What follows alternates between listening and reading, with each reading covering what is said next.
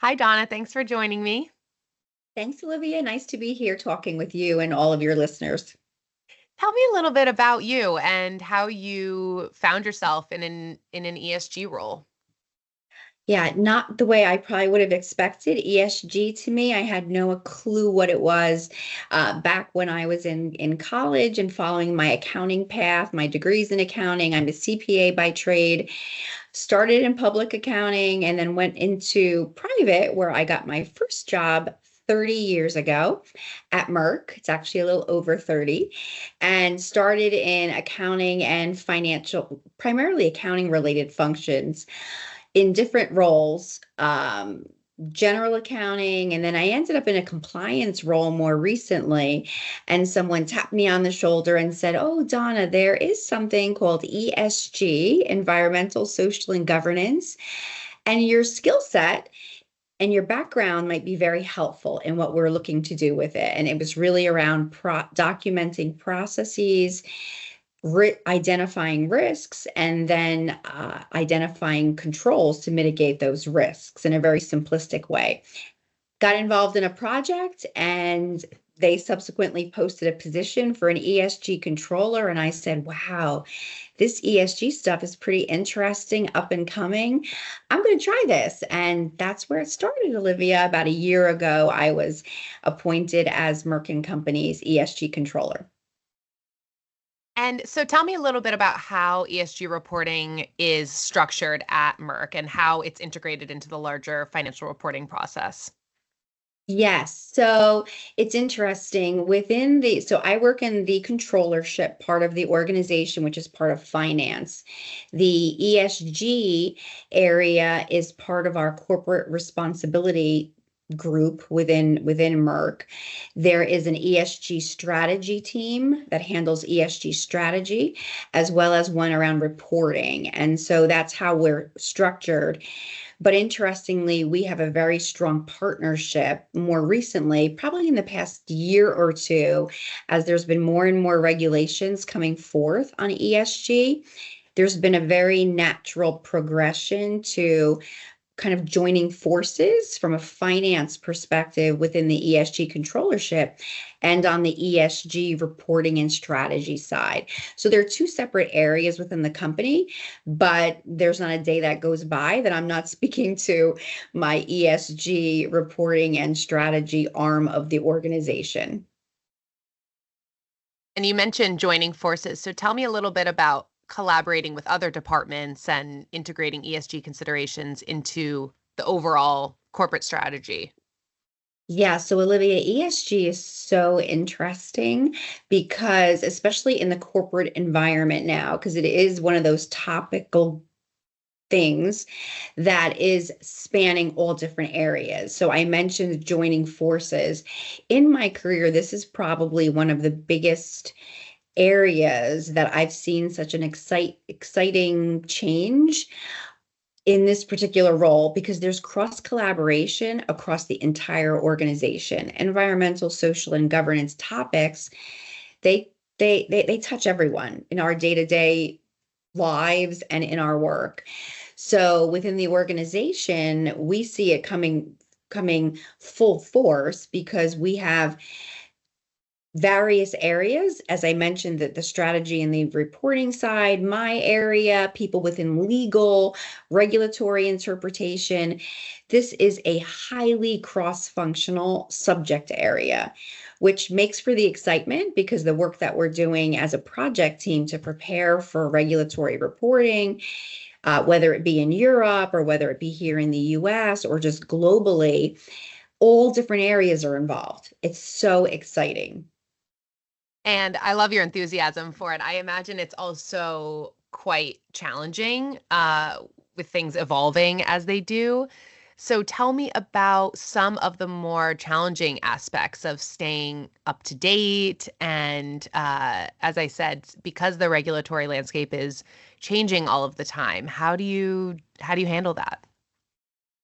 So the fact that you had said that the landscape is changing all the time, that is exactly why it is so challenging.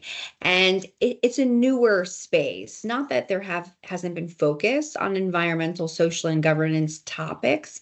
It's just it's come to the forefront more recently, as you and your listeners might know or you might hear within the news.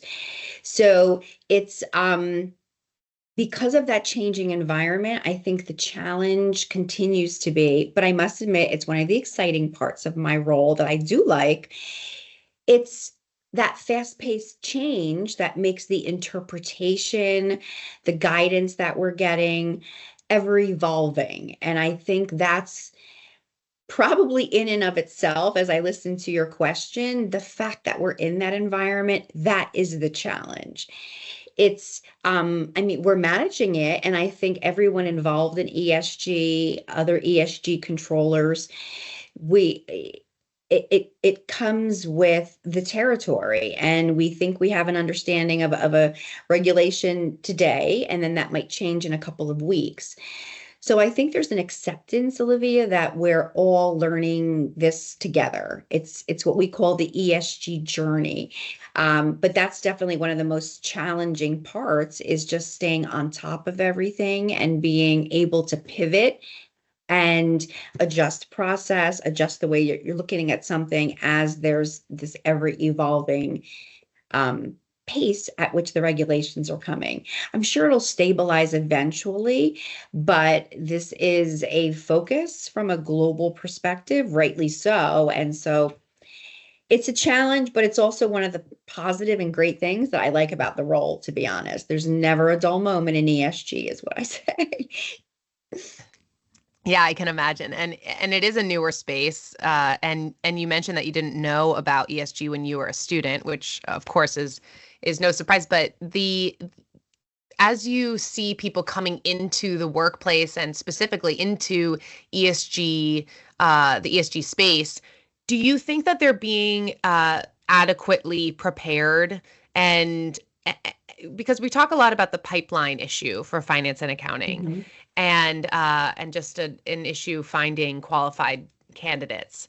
And so, do you think that that is also affecting ESG? You know, people coming into ESG from schools.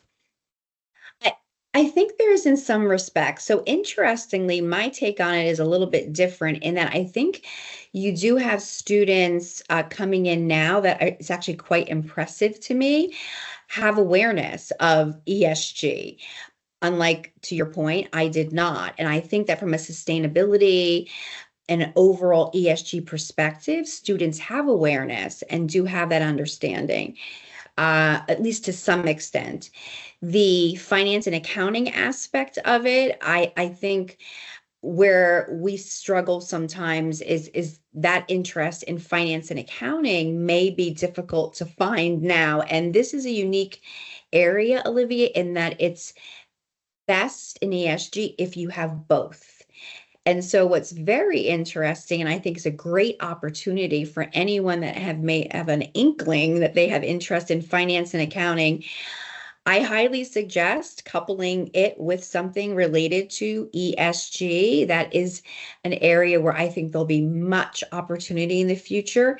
To your point, we're looking for that combination now. And interestingly, I think my finance and accounting background is what got me in the door on ESG. And then I've subsequently been doing a lot of podcast, listening and reading about ESG. So for anyone out there, as a student, for example, putting those two together, keeping that sustainability mindset and that ESG awareness that I think many of your listeners might have, and also adding into that some finance and accounting related skills would be very beneficial because the environment for ESG is very much turning to regulatory focus.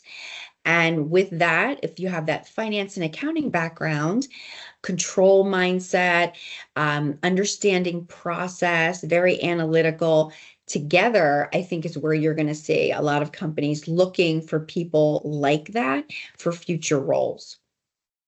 Yes, it's something that I've done a couple of these conversations, and it's something that comes up time and time again, that, the finance and accounting folks have that compliance, data, metrics, the analytical, skill set that is just so perfect for ESG.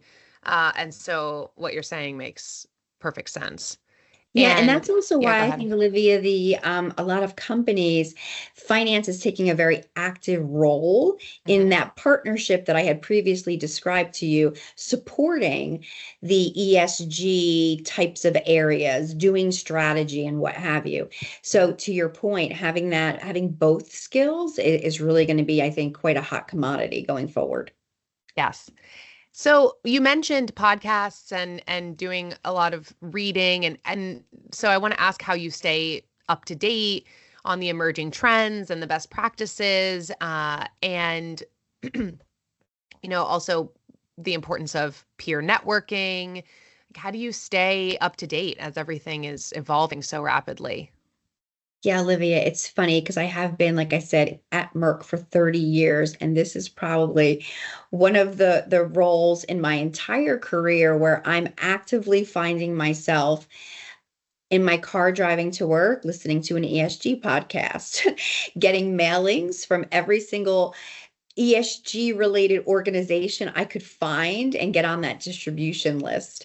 So I find it in different ways, but like I said, believe it or not, there's plenty of ESG podcasts out there I have found.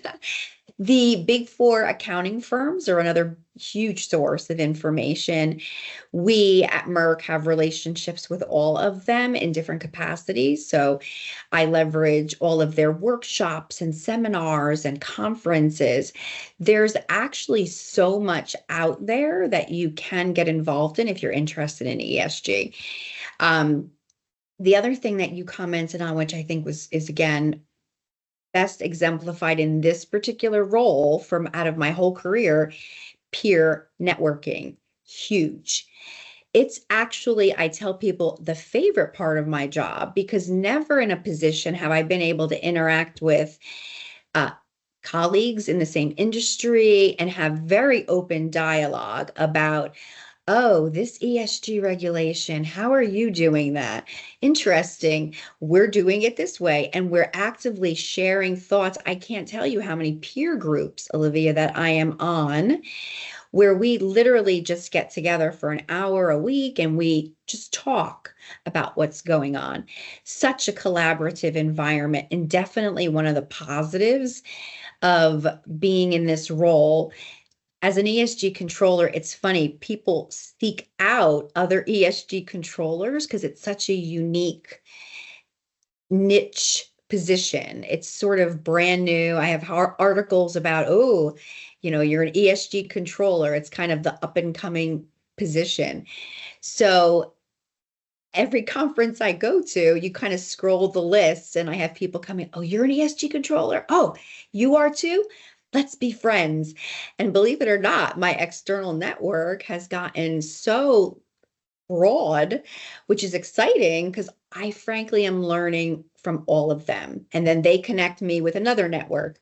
I don't know what I would do without them, especially in the days when I'm trying to figure something out, or to your point, an interpretation changes and I sit there and say, oh God, that's not what I was expecting.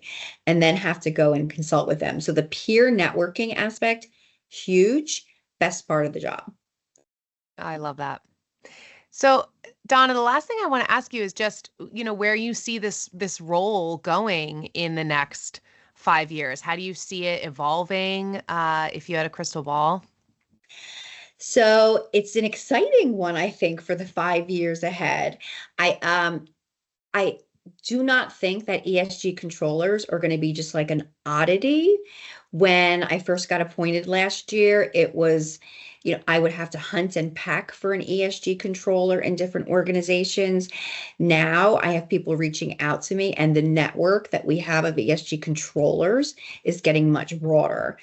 So I think in 5 years, you're going to see many companies adding ESG controller functions or some variation of that. It might not be called the same thing, but really someone who can bring to the table, Olivia, the skills that you had mentioned, that control mindedness, that finance, accounting background, coupled with an understanding of environmental, social, and governance types of topics.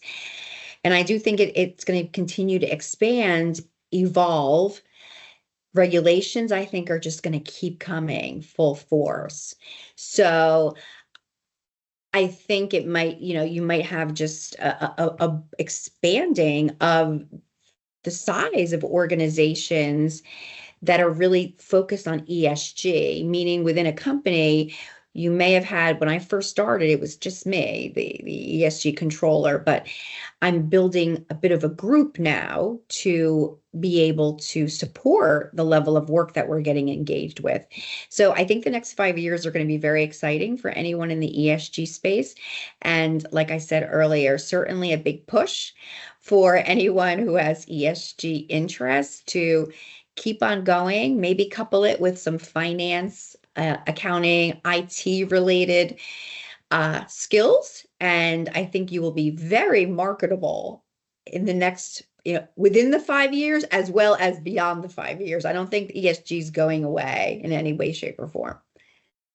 Absolutely. And I love the emphasis that you've put on the interacting with colleagues, interacting with your peers, the collaborating with other departments. I think sometimes people have a vision of accounting and finance folks that it can be sort of siloed, and so that's so clearly not the case. If you do want to, for those who are listening who are thinking about their careers and the direction that they want to go, and if they're interested in ESG, it sounds like it's quite an expansive and collaborative place to be in the organization, and I think that appeals to a lot of people. It really is, Olivia. And I think that's why it's funny, because having had such a long career, I thought I had seen a lot of what I could see within different areas and different roles. And honestly, that aspect of it in this position is what gets me excited and invigorated, because that's really where you're constantly learning and figuring stuff out. You're problem solving together and you hear different perspectives. So I think you're really focusing on a key takeaway for everyone, is that it is so not the traditional finance siloed. I'm just in my swim lane. I don't care what anyone else is doing. It's not like that at all.